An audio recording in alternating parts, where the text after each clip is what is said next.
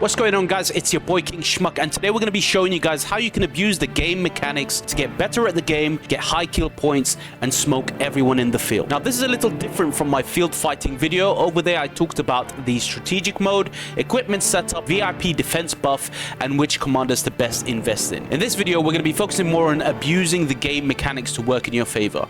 A lot of these tips come from a lot of experience in the field and battling it out in all of the previous KVKs that I was in, and a lot of guys warned me from making this video. They said, if I'm in KVK and I share this video out, this KVK will get harder and we might actually lose because our enemy kingdoms will start copying these tips and using them against us. And you know what I say? I say, well, this KVK has been so easy that the enemy kingdom does need these tips. I need to actually handicap myself now because it's just too easy. So without further ado, let's proceed to the first mechanic that we're going to abuse, and that's the rage transfer. Now, most people will tell you to keep your character in fighting mode to keep your rage refilling, meaning if you disengage in a fight, you have 10 seconds to get back into the fight before your rage resets. While that's also true, I also want to add an additional mechanic that most people either don't know or tend to forget, and that's to avoid killing a march that's nearly dead. See, when you kill a march and if no one's attacking you, your rage bar resets and your troops start to return, meaning you've lost all that built-in rage. What you should do instead is transfer your rage by attacking a different march just before you kill the previous one. That way your rage carries on as normal and you launch your skills onto the next enemy straight away. You don't need to worry about the red HP march, as it will die from either someone in your alliance or it will die from the AoE and the counter attack from your troops. So you can pretty much ignore the little damage that march will do. I would only say the only time you should kill that red march is if it has a huge debuff against you, like a Guan Yu skill, which silences your marches, or if they have a support march that gives passive buffs to the enemy team every time they activate their skills. So again, just to reiterate that mechanic, if you're field fighting, don't completely kill off the march. Instead, rage transfer into another march, because killing the march will automatically reset your rage. And if it resets your rage, you've basically lost a skill cycle and you've lost your rage regen abilities from your talent tree and your active skills. Now, the next mechanic will come in handy if you're either chasing someone down or someone is chasing you and you want to escape and you want to take the quicker route. Now, this one takes a little practice to master, but you can basically go through cities and ignore the pathing that the game gives you. Just take a quick look at the example over here where my Genghis is able to simply walk through the city for a quicker pathing and catch up to the player. This is only obviously used when the cities around you are not cities that you can simply go inside in because they're not part of your alliance. This is most useful when you're fighting near different camps or alliances and you want to either run or chase someone down faster and you can't go inside the city. Now, the next mechanic is a hit and miss, and it's an extremely difficult mechanic to pull off properly, and if you do it wrong, it might work against you because you need to be in the right environment with the right people in the right settings to do this perfectly well.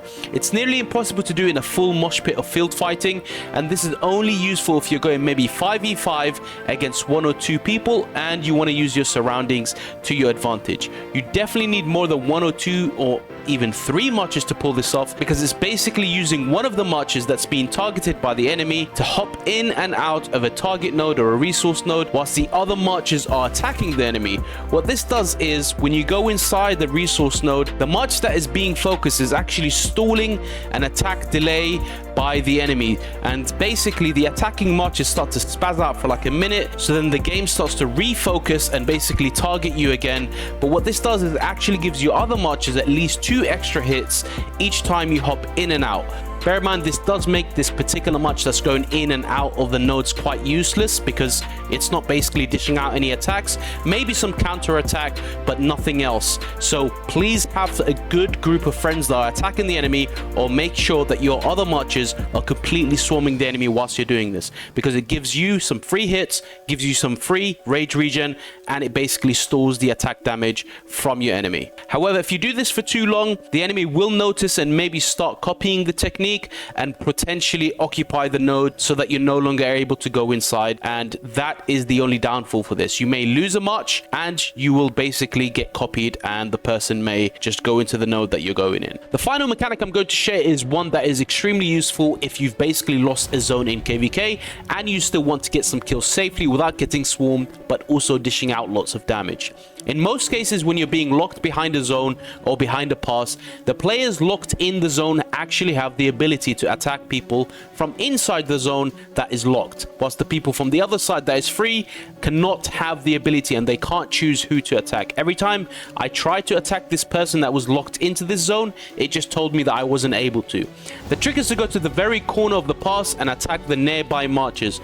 You should be able to hit players if you are basically inside the zone that is locked. You should be able to freely hit the players from across the pass. My advice is to always take out a secondary with AoE, because you're also able to get some free hits on other players that are just standing around the pass, either AFK or trying to also hit you. Remember, they can't attack you if you're locked into your zone behind the pass. They can't even choose to attack you. As you can see in some of these examples, I'm actually trying to attack the person back, but it's not actually allowing me, and it keeps saying that I need to occupy the pass. But the person from the other side can choose and basically attack whoever he wants and do damage to whoever he wants. In some of these clips, the enemy chose a secondary with AoE. He was able to freely hit my other marchers, and my other marchers couldn't do anything back. It's simply free kill points for him. This is one of the best ways to basically get some points during MGE, during kill event, when you are basically locked in and you don't have enough support for any field fighting. And that is all for this video. I'm currently waiting for the next war in the next zone so I can carry on with my 2 build kill points in 1 KVK series. There is currently no action at all in my KVK, and we're basically waiting for the next zone to fight a 1v2, which should be interesting. So I basically decided to record and launch a video for some of the guys in my KVK to learn something new and maybe use some of these mechanics in the future to their advantage. If you haven't already seen some of these clips from the series 2 build kill points in 1 KVK, I highly encourage you to do so, as I put in a lot of work on them, and I assure you they will be very interesting to see. My next episode will launch after the stream on Saturday 8th of June, and that's when we will basically go 1v2 or potentially 1v3, which should be a very exciting match. So make sure to subscribe and turn on the notifications so you can get alerted when I'm streaming next. Hope you enjoyed this video, and I'll see you on the next one.